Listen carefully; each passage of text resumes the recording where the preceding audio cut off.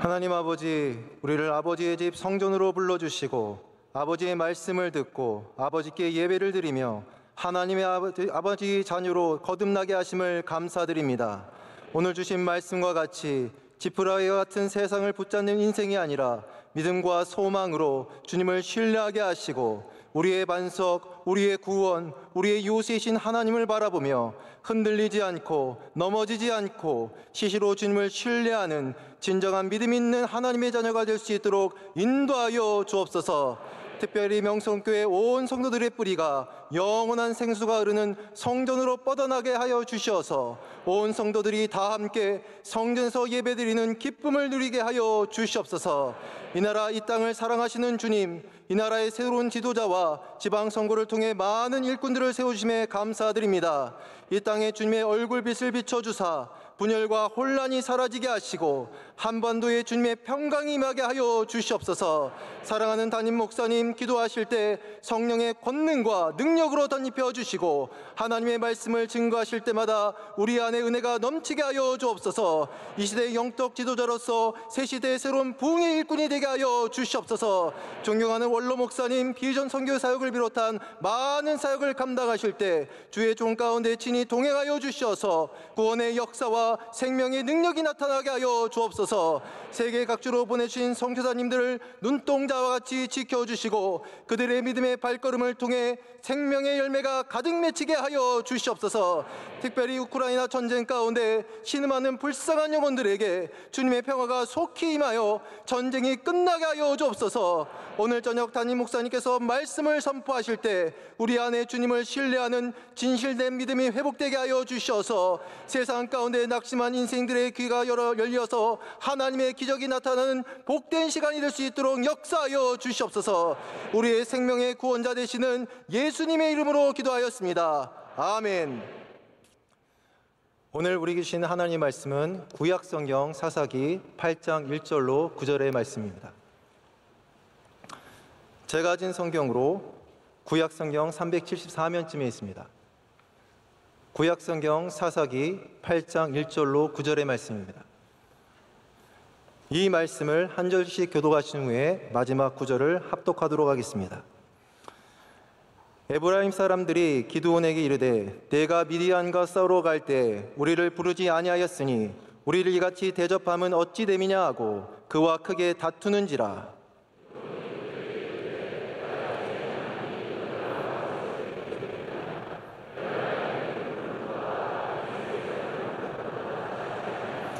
하나님이 미디안의 방백 오렙과 스앱을 너희 손에 넘겨주셨으니 내가 한 일이 어찌 능히 너희가 한 것에 비교되겠느냐 하니라. 기드온이 이 말을 하매 그때 그들의 노여움이 풀리니라.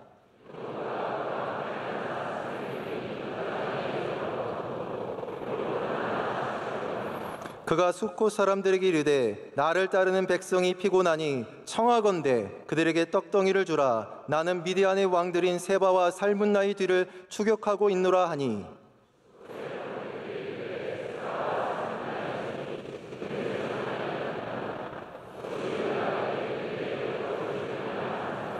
기드온이 이르되 그러면 여호와께서 세바와 살문나를 내 손에 넘겨주신 후에 내가 들가시와 찔레로 너희 살을 찢으리라 하고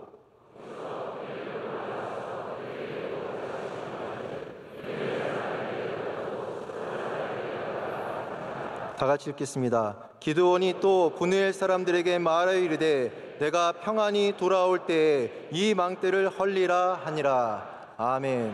이제 말씀으로 은혜 받는 시간입니다. 담임 목사님께서 성공이 불러온 실패라는 제화로 말씀 준거하실 때 큰 은혜의 시간이 될 줄로 믿습니다. 오늘 저는 여러분과 함께 기드온의 말씀, 기드온의 이야기를 계속해서 이어가도록 하겠습니다. 아마 이게 끝이 아니라 저희가 이제 기드온은 이제 물론 죽고 그 아들에게로 넘어가지만 앞으로도 좀 이야기를 몇 번 더 나눠야 하기 때문에 여러분께서 좀 긴 호흡으로 따라와 주시면 좋겠습니다. 우리가 많이 들어본 얘기지만 이 로또라고 하지 않습니까? 원래 이제 영어에서는 러터리라고 하는데 이렇게 돌려서 꺼낸 볼을 찾아서 하기 때문에 러터리입니다. 로또에서 1등한 사람들이 적게는 수십억에서 많게는 수백억까지 받는 일들이 있죠. 제가 뭐 기록을 보니까 정말 몇백억을 받는 사람들이 있더라고요. 얼마나 큰 돈입니까? 여러분도 혹시 오늘도 로또 사셨습니까? 네.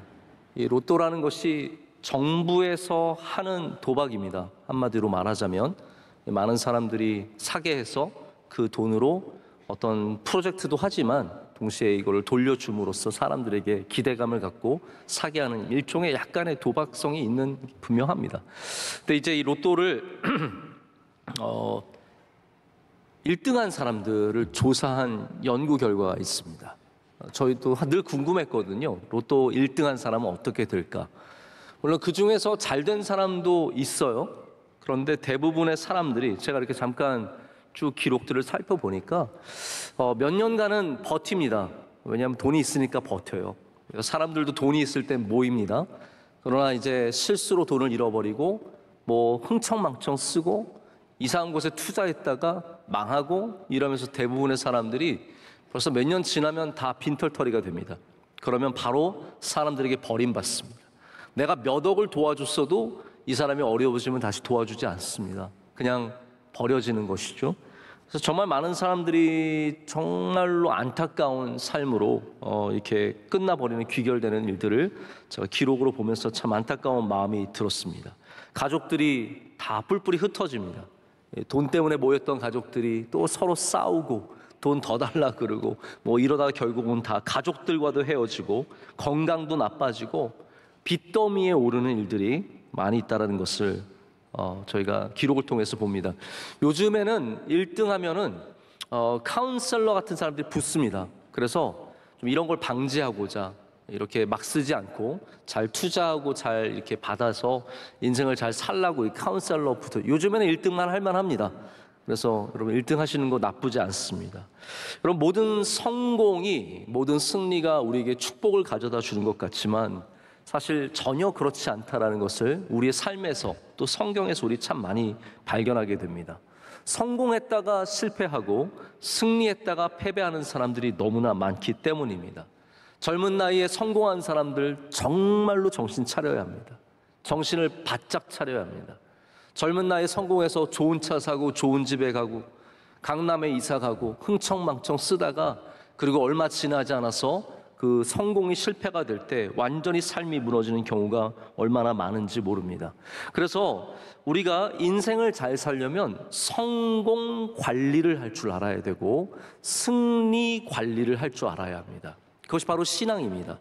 우리가 잘 될 때 하나님을 붙잡는 것, 성공할 때 주님을 떠나지 않는 것, 승리한 다음에 주님께 영광을 올려드리는 것, 이거를 아이들에게도 분명히 가르쳐 줘야 합니다. 할렐루야. 우리 제자학교 아이들이 저는 다 성공하고 승리하기를 진심으로 원합니다. 여러분들도 그렇지 않습니까? 우리 아이들 갖고 있는 꿈들이 이루어지기를 바라고 뭐 소위 말하는 좋은 직업들, 변호사, 의사 이런 것 되는 걸 넘어서서 그들에게 주신 하나님의 꿈이 이루어지고 이들이 한 명 한 명이 자신의 삶에 감사하며 만족하며 영광을 돌리며 사는 거 얼마나 귀합니까? 저는 제자학교에 특별히 마음이 많이 가는데요. 왜냐하면 제자학교를 죄송하지만 제가 시작을 했거든요. 한 벌써 20년 된 것 같은데 저희 고등학생들 그때는 우리 초등학생들까지 할 생각은 못했고요. 고등학생들이 오후 5시에 예배 전에 모여서 이렇게 함께 성경 공부하고 그때 고등학생 되었던 우리 청년들이 지금 40살이에요. 41살, 40살, 39 이렇게 됐는데 그때 친구들과 너무 재밌게 공부하고 또 주님을 만났던 기억들이 생생합니다. 이게 이어져서 지금은 초등학생들까지 우리 제자학교에 와서 열심히 섬기고 있는데 우리 이 아이들에게도 성공할 것만 얘기할 것이 아니라 성공을 어떻게 관리할 것인지, 승리할 것만 얘기하는 것이 아니라 승리를 어떻게 관리할 것인지를 가르쳐 줘야 합니다. 너가 앞으로 잘 돼도 예수님 잘 믿어라. 너가 나중에 성공해도 예배를 버리지 말아라.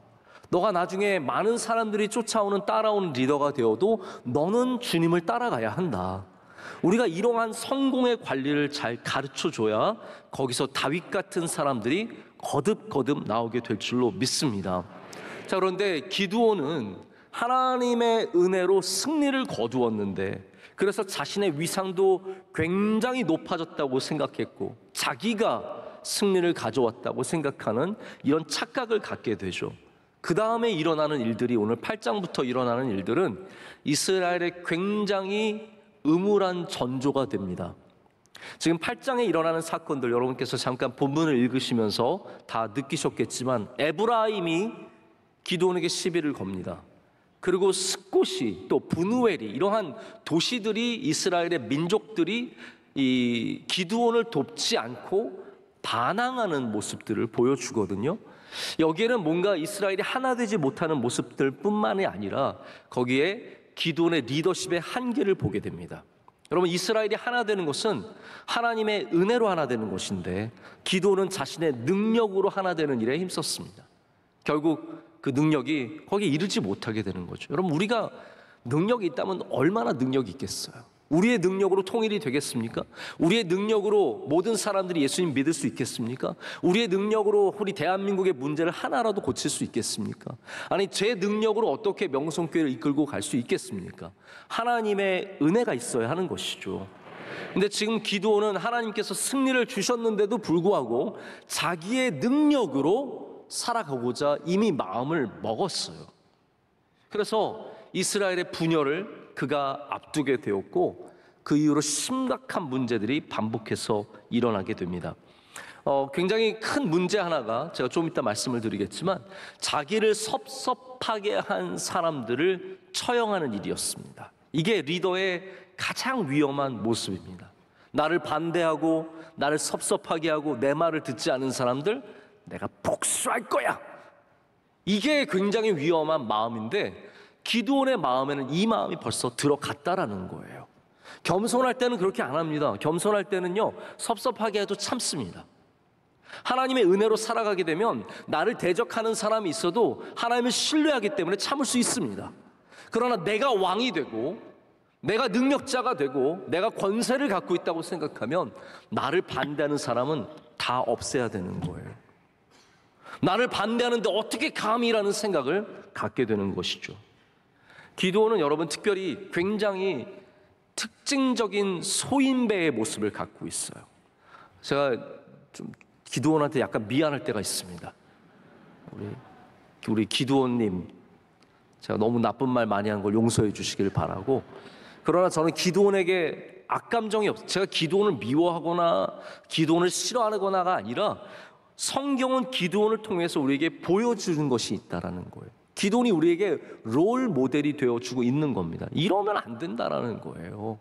이게 하나님이 기뻐하시지 않는 모습이라는 겁니다. 그게 뭡니까? 이게 소인배의 특징인데요, 강자한테 약하고 약자한테 잔인한 것을 기드온이 보여줍니다. 여러분, 우리는 강자 앞에서 담대해야 하고, 할렐루야, 약자를 불쌍히 여길 줄 알아야 합니다.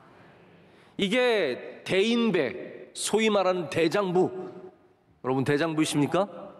우리 오래전에 대장부가 되라, 우리 원로 목사님의 특별 새벽 집회 주제가 생각이 나는데요, 대장부 얼마나 귀한 말입니까?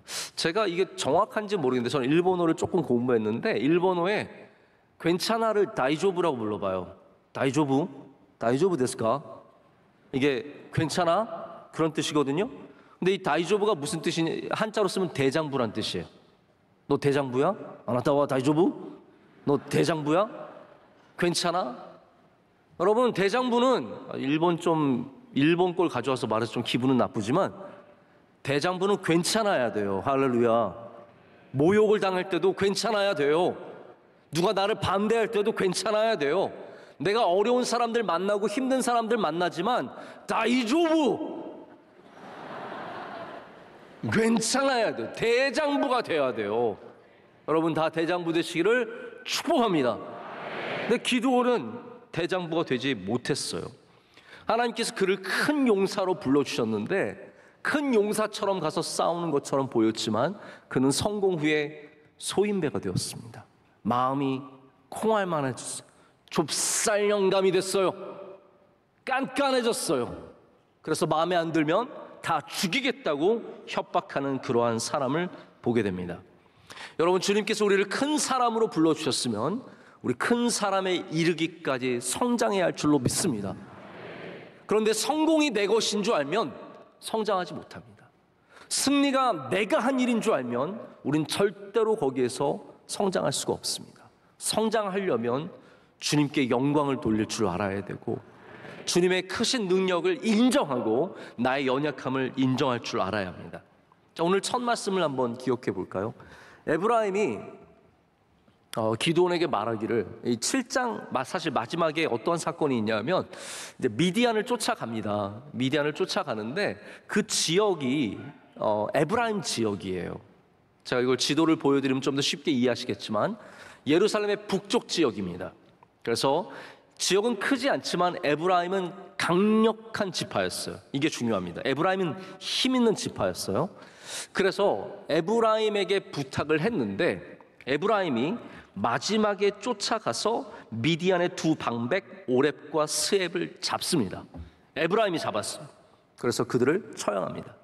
자, 그 다음에 에브라임이 기드온을 만났는데 오늘 1절을 보면 여기에서 기드온에게 굉장히 불만을 표현합니다.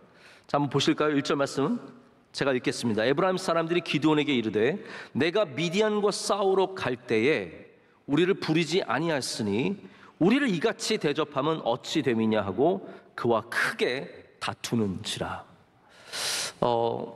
에브라임이 지금 어떤 상황이냐면요, 사실 지금까지 미디안이 그렇게 이스라엘을 공격하고 힘들게 할 때 에브라임이 열심히 나섰던 지파가 아닙니다. 그런데 마지막에 숟가락 얹은 거예요. 한마디로 말하자면 300용사가 13만 5천 명의 미디안을 무찌르고 이제 남은 잔당들만 도망갈 때, 그때 이제 300명으로 쫓아가기 힘드니까 기드온이 에브라임에게 요청을 한 거예요. 와서 좀 도와달라. 그래서 에브라임이 군대를 차출해서 이 2명의 방백들을 잡고 처리를 했습니다. 한마디로 마지막에 끝물에 숟가락 얹은 것뿐이에요. 그런데 에브라임이 굉장히 자존심이 있는 지파입니다. 뭐라고 얘기하냐면, 너가 처음에 전쟁할 때부터 우리에게 부탁했어야지. 네가 뭔데? 네 따위가 전쟁을 하면서 우리한테 부탁을 안 해? 우리 없이 그냥 너 혼자 다 할 수 있다고 생각한 거야? 한마디로 말하자면 기드온을 지금 박살을 내고 있는 겁니다. 기드온은 여러분 어떤 사람입니까? 자기가 지금 왕이라고 생각하는 사람이에요. 자기가 대단한 사람이라고 생각하는데 에브라임이 엄청 뭐라고 합니다. 그때 기드온이 어떠한 자세를 갖느냐? 이게 참 흥미롭습니다. 기드온이 굉장히 겸손하게 얘기를 해요. 2절과 3절을 한번 보시죠. 이렇게 되어 있습니다. 기드온이 그들에게 이르되 내가 이제 행한 일이 너희가 한 것에 비교되겠느냐? 에브라임의 끝물 포도가 아비에셀의 만물 포도보다 낫지 아니하냐? 하나님이 미디안의 방백 오렙과 스앱을 너희 손에 넘겨주셨으니 내가 한 일이 어찌 능히 너희가 한 것에 비교되겠느냐 하니라. 기드온이 이 말을 하매 그때 그들의 노여움이 풀리니라. 이게 무슨 얘기냐면요, 기드온이 완전히 저자세로 지금 나가는 겁니다. 왠지 아십니까? 에브라임은 힘 있는 지파였어요. 기드온은 아주 작은 므낫세의 한 지파에 지나지 않았습니다. 그렇기 때문에 힘으로 대해서는 절대로 에브라임의 상대가 안 돼요. 그래서 자세를 엄청 낮춥니다. 그래서 말하기를 우리가 지금까지 전쟁에 이긴 거 그거 아무것도 아닙니다. 마지막에 당신들이 잡은 그 두 사람이 그게 전쟁의 핵심입니다. 당신들이 다 했습니다.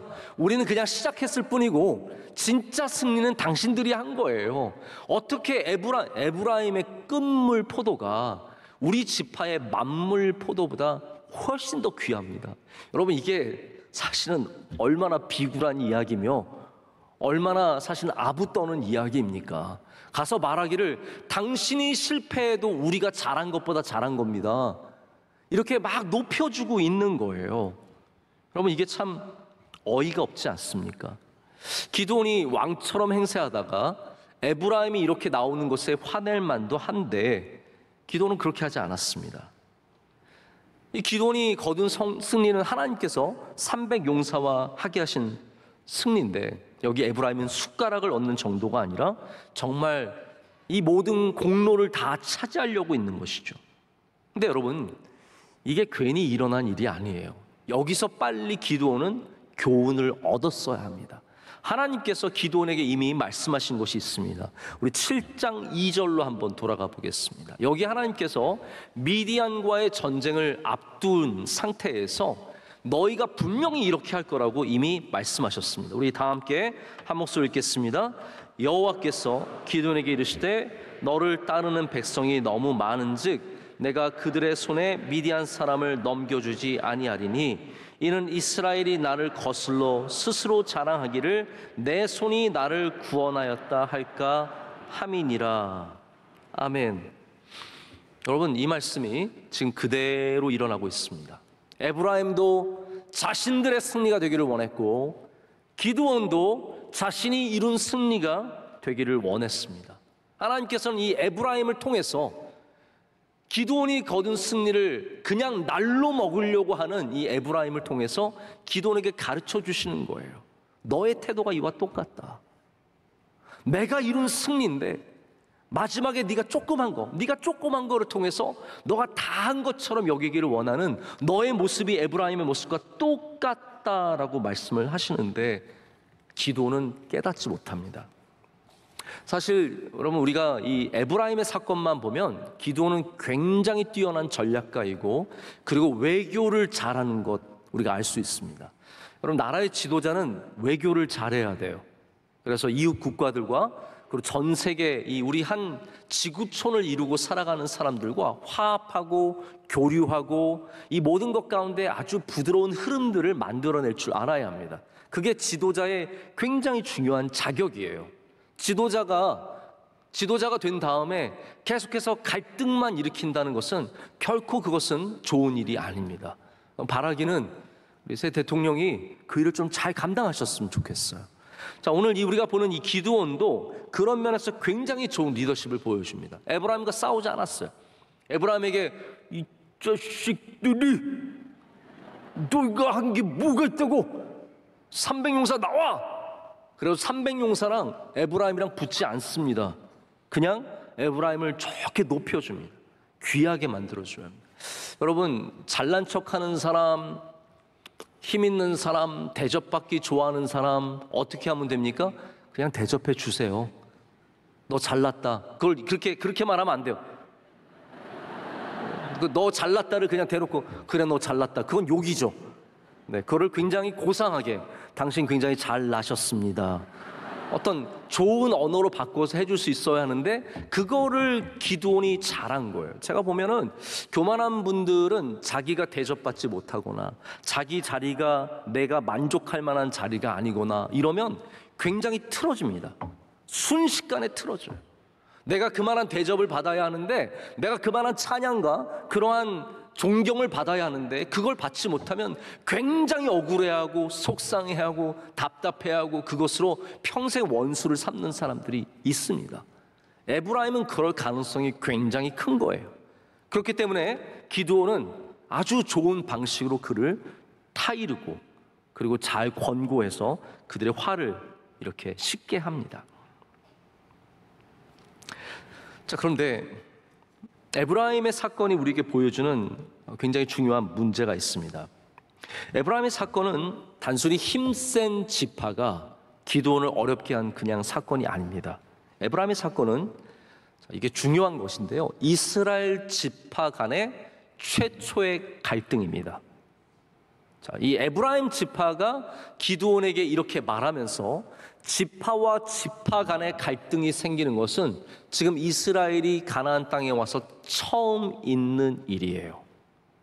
원래 이스라엘은 누구와 싸웠습니까? 블레셋과 가나안 족속들과 싸웠는데 이 이스라엘이 힘이 있게 되면서 무슨 문제가 생기냐면 같은 지파끼리 싸우는 문제가 생기는 겁니다. 이게 굉장히 중요한 영적인 문제이죠. 자, 지파들을 생각해 보십시오. 가나안 땅에 정착하면서 각자에게 주어진 땅에 머물게 되었습니다. 그러면서 열심히 살다 보니까 어려운 일을 만날 때는 서로 힘을 합쳤습니다.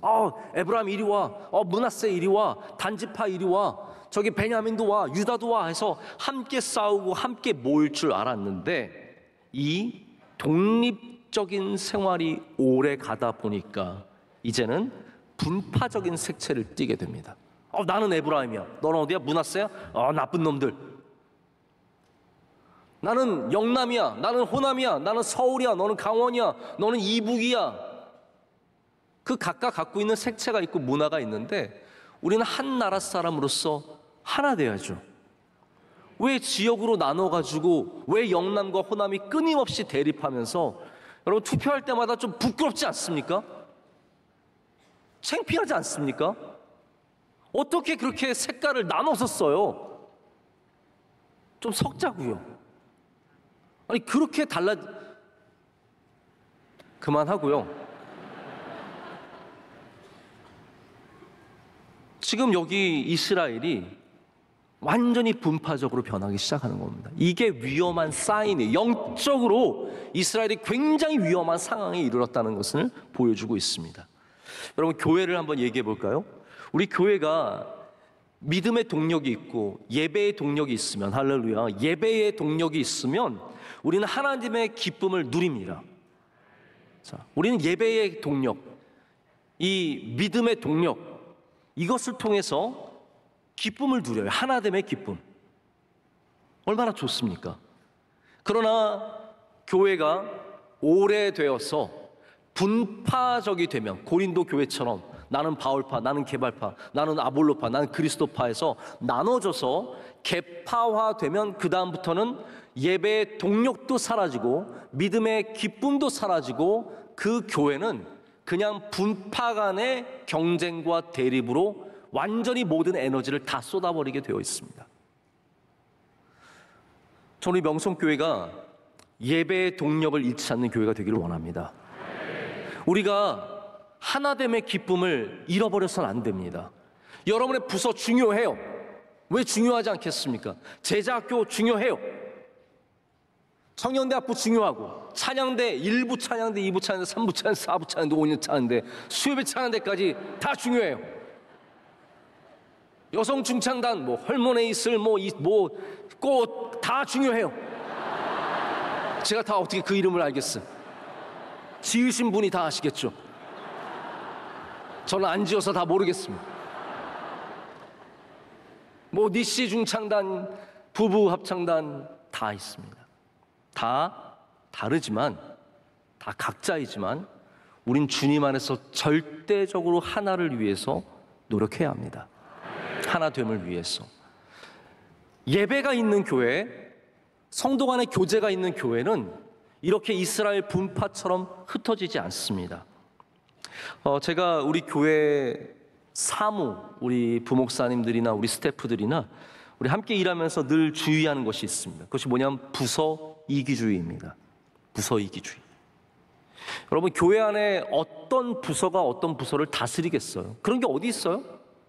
그런데 하다 보면은 마치 내 부서가 더 위에 있는 것처럼 생각하면서 일하게도 되고, 또 일하다 보면은 강압적으로 시키기도 하고 싸우기도 하고 그런 일들이 생기더라고요. 제가 예전에 행정처에서 섬기면서 그런 일들을 좀 경험을 했어요. 서로 안 도와줘요. 이게 교회 일이잖아요. 좀 크게 볼 줄 알아야 되는데 이게 어떻게 되냐면 교회 일인데 막상 일하는 사람은 내 사무실 일이 되는 거예요. 이해가 가십니까? 왜 그렇습니까? 사무실에만 앉아 있으면 그것밖에 안 보이는 거예요. 교회에 나와서 교회를 봐야지 왜 사무실에 앉아서 내 책상만 바라보고 우리 부서원들만 바라보고 있습니까? 그러다 보면 결국은 이게 부서 이기주의로 흘러갈 수밖에 없어요. 우리 부서가 더 중요한 거예요. 여러분, 찬양대든 어떠한 부서가 되었든 우리는 교회에 나와야 합니다. 내 부서 안으로 들어가서 이렇게 에브라임처럼 므낫세처럼 자기 지파에 갇혀가지고 여기서 우리만 생각해서는 안 된다라는 거죠. 함께 예배하며 함께 기뻐하며 함께 주님께서 주신 일들을 짐지고 갈 때 여러분, 그 교회는, 그 기관은, 그 가정은 주님이 함께 하시는 은혜를 누리게 될 줄로 믿습니다. 그래서 우리 행사를 준비할 때도 제가 참 좋은 건 뭐냐면 우리 행사를 준비하면 우리 준비위원들께서 모이시는데요, 같이 다 모입니다. 이게 참 중요합니다. 같이 다 모여서 같이 기도하시더라고요. 열심히 기도하시더라고요. 저는 그게 너무 아름답습니다. 이게 어떤 부서가 어떤 부서를 관할하고 뭐 다스리고 이런 문제가 아니라 함께 기도할 때 주님께서 우리 가운데 하나됨의 은혜를 주실 줄로 믿습니다. 어떤 부서에도 에브라임의 모습, 에브라임의 교만함, 에브라임의 다스림이 나타나지 않고 서로 사랑하고 축복하는 우리 명성교회 되기를 원합니다. 저는 여기서 기드온의 리더십을 다시 말씀드리지만 굉장히 높이 평가합니다. 에브라임이 시비를 걸었을 때 겸손하게 높여주었고 지파들 간의 갈등이 더 심각하게 되는 것을 막았습니다. 자, 이 정도면 큰 사람 아니겠습니까? 이 정도면 큰 사람이죠. 우리는 3절까지만 보면은 기드온이 굉장히 큰 용사에 어울리는 사람이라는 것을 알 수 있어요. 근데 4절부터가 문제입니다. 4절부터 나오는 기드온은 우리가 알고 있는, 우리가 바라는 기드온의 모습이 아닙니다. 자, 다시 말씀드리자면 만약에 기드온이 에브라임을 향해서 이렇게 겸손하게 말할 수 있었다면 다음에 나오는 숫꽃과 분우엘을 향해서도 똑같이 겸손하게 그들에게 말할 수 있어야 했습니다. 자, 그런데 상황은 전혀 그렇지 않습니다. 무엇이든 반복할 수 있어야 내 겁니다. 자, 보십시오. 제가 자유투를 넣는데 지난주에 제가 굉장히 속상했습니다. 제가 자유투를 4번 쐈어요. 왜냐하면 저에게 거친 파울을 했기 때문에 제가 자격을 얻어서 자유투를 쐈는데 저는 자유투를 잘 쏘는 편입니다. 이렇게 그냥 잘 쏘는 편인데 지난주는 4개를 다 놓쳤어요. 우리 팀이 졌으면 제가 주범이 될 뻔했어요. 근데 다행히 저희 팀이 이겼는데 자유투라는 것이 한 번 들어가면 내가 능력 있는 사람이냐? 그렇지 않습니다. 반복해서 넣을 수 있어야 그게 나의 능력이죠. 제가 오늘 이제 아침에 드린 어떤 신뢰라는 말씀 속에서 이 반복의 능력이 나오는데 시시로 하나님께 계속해서 나가는 것이 진짜 참 믿음이라고 말씀을 드렸는데 그렇기 때문에 반복할 수 있어야 내 성품이고 반복할 수 있어야 내 신앙이 되는 겁니다. 근데 기드온은 지금 겸손하게 에브라임을 대했는데 숫꽃과 분우엘을 대할 때는 전혀 달라집니다. 반복이 안 돼요. 겸손이 반복이 안 되면 무엇입니까? 그게 디셉션이에요. 속임수예요. 그게 진실된 모습이 아니라는 겁니다. 반복할 수 없는 모든 것들은 우리에게 있는 속임수에 지나지 않습니다. 그래서 기드온을 높이 평가하고 싶지만 반복할 수 없는 그 모습을 통해서 우리는 기드온의 모습이 사실은 그와 다르다라는 것을 생각해 보게 됩니다. 왜 다릅니까? 기드온은 어떤 일을 당하게 되냐면 제가 성경을 여러분 안 읽으셔도 알 수 있도록 설명을 드릴게요. 여기 이스라엘에서 이제 시작한 전쟁들, 이 에브라임 지역에서 시작한 전쟁들이 이제 동쪽으로 밀려가게 됩니다. 왜냐하면 미디안들이 자기의 땅인 쪽으로 도망가기 위해서 막 후퇴하게 되는 거죠. 그러면서 나중에는 요단강까지 건너가서 요단 동편으로까지 가서 이제 싸우게 되는데 그 중간에 있는 도시들이 숫꽃과 분우엘이에요. 숫꽃과 분우엘. 숫꽃에 갔어요. 숫꽃에 가서 기드온이 얘기합니다. 우리 좀 도와주세요. 우리 지금 미디안의 잔당들을 쫓아가야 하는데 우리 300용사가 너무 지쳤어요. 여러분 300용사가 사실은 항아리만 깨는 줄 알았는데 이제 보니까 정말로 특공대 역할을 하고 있습니다. 이 300용사와 함께 잔당들을 쫓아가는 거예요. 너무 지쳐 있다 보니까 숫꽃 사람들에게 부탁을 합니다. 그런데 여기에 이제 숫꽃의 대표인 방백들, 장로들이 나와서 우리 못 가겠다라고 얘기를 합니다. 우리는 안 갈 거다. 너희들을 도와줄 수 없다라고 얘기를 합니다. 그때 이제 7절에 기드온이 이렇게 복수를 말합니다. 내가 복수할 거야 를 7절에 적게 됩니다. 우리 7절 말씀 다 함께 한번 읽어볼까요? 기드온이 이르되 그러면 여호와께서 세바와 삶은 나를 내 손에 넘겨주신 후에 내가 들가시와 찔레로 너희 살을 찢으리라 하고 찢어버릴 거야. 지금 그렇게 얘기하고 있는 거예요. 여기 중요한 두 지도자가 잔당들과 함께 도망을 가고 있습니다. 그랬더니 숫꽃 방백들이 뭐라고 말하냐면 너희가 그 사람을 잡아오기 전까지는 우린 도와줄 수 없다. 이게 무슨 말이야? 안 도와주겠다는 말이잖아요. 근데 우리가 이걸 약간을 이해를 해야 합니다. 왜냐하면 만약에 300용사와 기드온이 갔다가 지면 어떻게 됩니까? 그러면 도와준 숫곳은 미디안에 의해서 멸망을 당할 수밖에 없어요. 그렇기 때문에 어떻게 보면 이 숫곳의 지도자들은 나라의 이 도시의 운명 때문에 어쩔 수 없이 돕지 않는 길을 선택했을 수도 있어요. 근데 기드온은 그것을 개인적인 모욕과 개인적인 이런 불쾌함으로 받아들이게 되고, 그래서 이렇게 복수를 예언하게 됩니다. 부누엘도 또 다른 도시인데 거기도 똑같이 거부합니다. 그러자 이번에는 부누엘에게 뭐라고 말하냐면, 내가 돌아올 때 너희 망대라는 것이 무엇입니까? 그 도시를 지키는 포스트예요. 너희 도시를 지키지 못하도록 망대를 무너뜨릴 것이다 라고 얘기를 하죠. 실제로 이제 기드온이 이제 그 뒤에 우리 10절부터 쭉 이제 기드온이 쫓아가서 이 두 방백들 세바와 살문나를 잡는 장면이 나옵니다. 그리고 나서 돌아와서 어마무시한 일이 일어납니다. 그게 무슨 일이 됩니까? 바로 숫곳에 가서 진짜로 장로들을 데리고 나옵니다. 장로들 다 나오세요. 그리고 찔레와 가시로 그들을 찢습니다. 부누엘에 가서 망대를 무너뜨리고 그곳 사람들을 마음대로 처형합니다. 여러분, 이 말씀이 왜 정말로 큰 문제가 되냐면, 이스라엘의 지도자가 이스라엘 백성들을 죽이는 최초의 일이기 때문입니다. 여러분 생각을 해보세요. 지금 이게 숫곳과 부누엘이 딴 나라 사람들이 아니에요. 이스라엘 사람들이에요. 그런데 이스라엘의 지도자로 부름받은 사람이 자기 마음에 들지 않았던 이유로, 자기를 도와주지 않았다는 이유로 가서 그들의 같은 민족인 이스라엘 민족을 죽이는 최초의 인물이 되는 겁니다. 여러분, 하나님께서 이스라엘 사람들 죽이라고 기드온을 부르셨습니까? 절대로 아니거든요. 섬기라고 부르셨거든요. 여러분, 이게 말이 됩니까? 우리가 뭐 가끔 농담 삼아서 양 잡아먹는 목자라는 표현을 쓰는데, 이거 목자로 세워주셨는데 지금 가서 양 잡아먹고 있는 거예요. 양을 도륙하고 있고 사륙하고 있는 모습을 보여주고 있습니다. 근데 여러분, 이 모습이 어떠한 모습이냐 하면 가나안 땅의 왕들의 모습이에요. 이 장면이 참 마음에 와닿더라고요. 기드온이 하나님이 불러주셨는데 불러주신 하나님을 닮아가지 않고 그가 머물고 있는 가나안 땅의 왕들을 닮아가고 있었다는 거예요.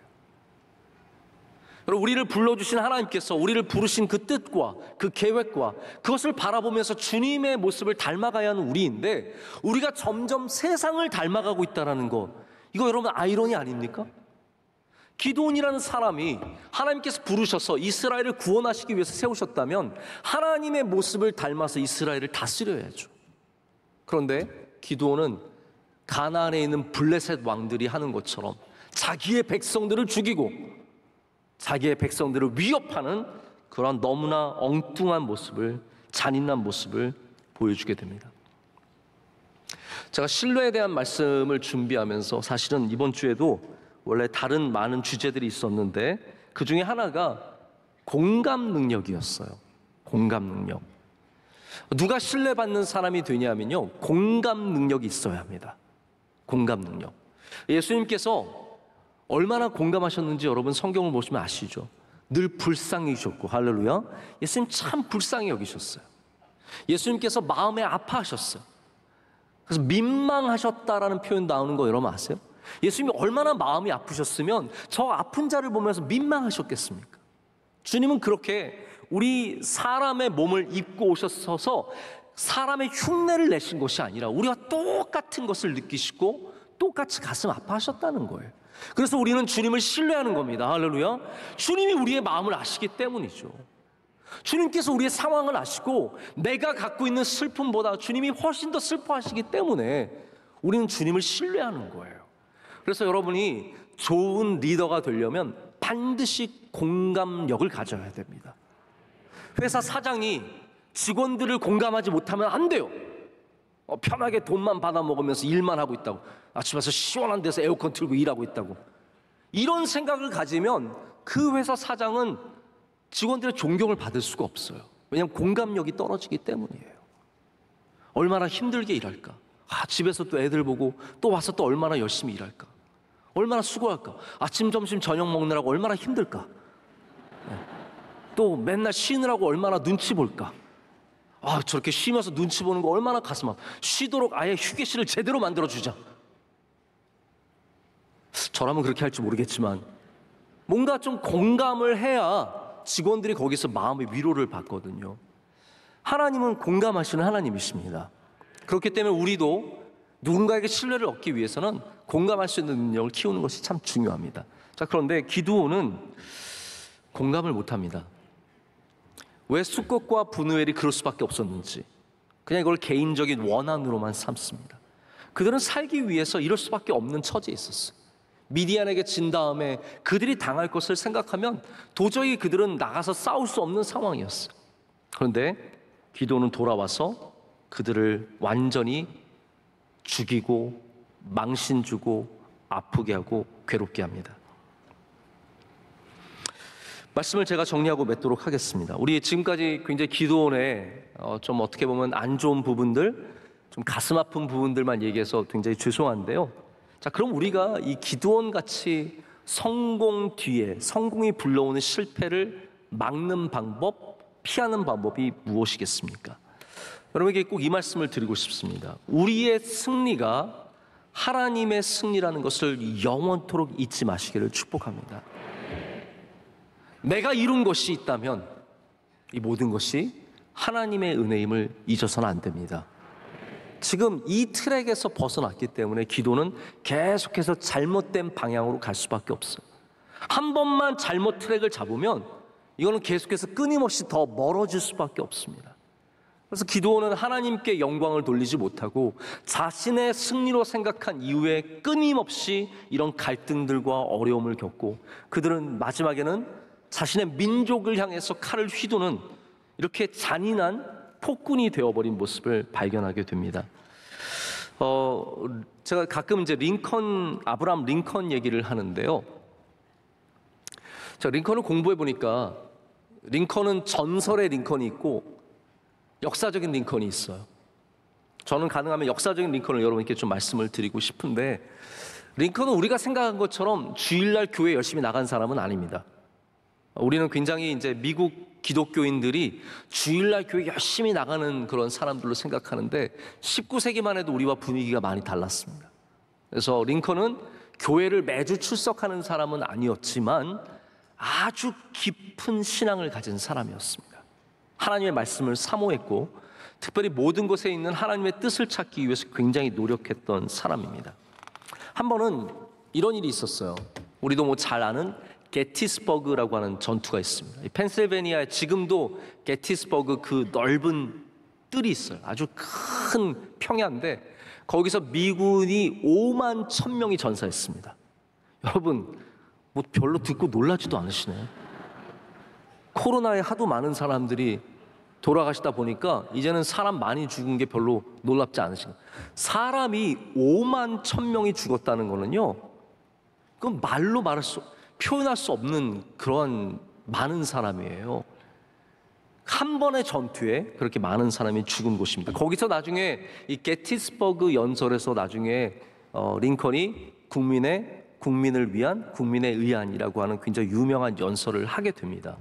근데 이 게티스버그 전투에 나가게 될 때 여기 조지 미드라고 하는 북군 장군이 있었어요. 근데 누가 봐도 이 전투를 하면 굉장히 실패할 가능성이 크고 많은 무고한 생명이 죽을 가능성이 크기 때문에 미드 장군은 굉장히 미기적거렸어요.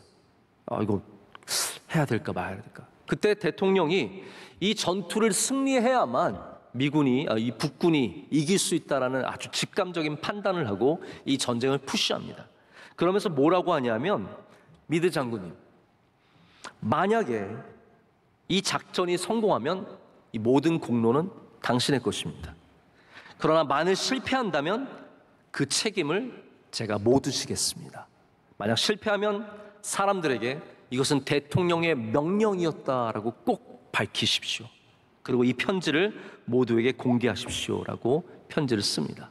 이 실패에 대한 두려움을 떨쳐버린 이 조지 미드 장군이 가서 결국은 이 북군이 승리하게 되는 굉장히 중요한 전투입니다. 여러분, 우리가 승리한다면 그것은 하나님께 영광을 돌려야 합니다. 우리가 이긴다면 나의 것으로 취하지 않고 링컨처럼 바로 이렇게 공로를 돌릴 줄 알아야 여러분 우리는 계속해서 승리할 수 있는 사람이 될 줄로 믿습니다. 그렇지 않고 승리는 내 것이고 실패는 하나님의 것인, 이게 바뀌면 안 된다라는 거예요. 많은 사람들이 보면요, 실패하면 하나님이 나를 안 도와주신다고, 어려우면 하나님이 저 사람은 축복하시는 나는 축복하지 않으신다고 얘기하고, 성공하면 그냥 지가 잘한 줄 알아요. 내가 잘해서 이렇게 됐고, 내가 좋은 판단을 내렸고, 내가 훌륭해서 이렇게 했다라고 생각하는 경우가 얼마나 많은지 모릅니다. 여러분, 잘되면 하나님이 은혜 주신 겁니다. 아니, 사실은 어려워도 하나님 우리와 함께 하시는데, 힘들어도 실패해도 거기에 하나님의 자리가 있다면 우리 성공할 때마다 모든 영광을 하나님께 돌려야 할 줄로 믿습니다. 그럴 때 우리는 이렇게 큰 용사로 부름받았지만 소인배처럼 이렇게 자기의 마음의 속상함을 따라서 사람들을 처형하고 죽이는 그렇게 잔인한 폭군이 되어버린 기드온처럼 되지 않고 우리는 넓은 마음을 가진 사람들 줄로 믿습니다. 여러분, 넓은 마음을 가지시고 주님이 하시는 일들을 바라보시면서 우리 교회 안에서 하나 되고 주님을 위해 헌신하는 주님의 모든 귀한 종들 되시기를 축복합니다. 우리 함께 찬양하시겠습니다.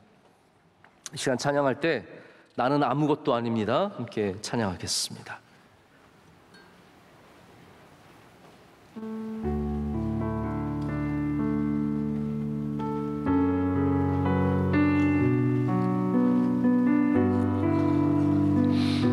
나는 아무것도 아닙니다.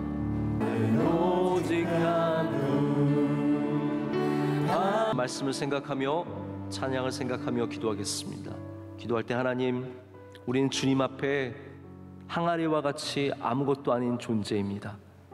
하나님, 우리는 주님 앞에 땅의 흙 같은 티끌 같은 존재입니다. 하나님, 주님께서 은혜 주시면 주님께서 우리에게 크신 은혜를 주실 때야 우리가 승리할 수 있음을 믿습니다. 하나님, 우리가 주님의 승리를 빼앗지 않게 하여 주시옵고 늘 겸손하게 하여 주시옵고 하나님, 주님의 성품을 닮아가게 하여 주시옵소서. 하나님, 세상의 가나안의 왕들의 성품이 아니라 우리의 참된 왕이신 하나님의 성품을 닮아가게 하셔서 품고 사랑하고 섬기며 함께 살아가는 주님의 종들이 되게 하여 주시옵소서. 하나님, 우리가 성공한 후에도 잘 되기를 원합니다. 승리한 후에도 또 승리하기를 원합니다.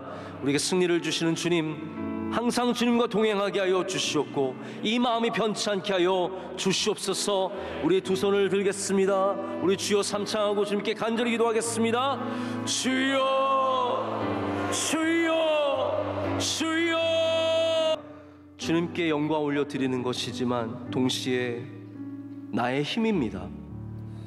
우리의 능력입니다. 하나님, 예배를 소홀히 여기지 않게 하여 주시옵고 우리 명성교회가 세월이 지나도 분파화되는 교회가 아니라 예배로서 하나 되는 교회가 되게 하여 주시옵소서. 서로를 귀하게 보게 하여 주시옵소서. 아, 저 사람은 찬양대구나, 저 사람은 예배위원이구나, 저 사람은 찬양팀이구나, 모두를 귀하게 여길 때 하나님께서 그곳에서 영광 받으실 줄로 믿습니다. 하나님, 우리가 승리와 성공을 거두지만 관리를 잘 못할 때가 많습니다.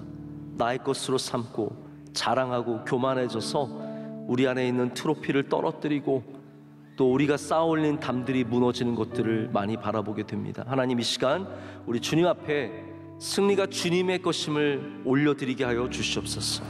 하나님, 주님께서 왕관을 써주시고 우린 주님 앞에 영원토록 경배하는 자로 살게 하여 주시옵소서. 하나님, 이 자리가 좋습니다. 주님을 사랑하는 이 자리, 주님을 경배하는 이 자리 놓치지 않게 하여 주시옵고 아버지 하나님, 우리 명성교회가 주님의 사랑하는 백성들이 영원토록 주님께 승리의 영광을 올려드리게 하여 주시옵소서. 예수님의 이름으로 기도드립니다. 아멘. 이제는 이 모든 것을 우리 주 예수 그리스도의 크신 은혜와 하나님 아버지의 영원하신 사랑과 성령님의 함께하심과 임재하심이 주님을 믿고 그 믿는 믿음으로 승리하기를 원하는 주의 모든 사랑하는 성도들에게 이제로부터 영원토록 함께하시기를 간절히 축원하옵나이다. 아멘.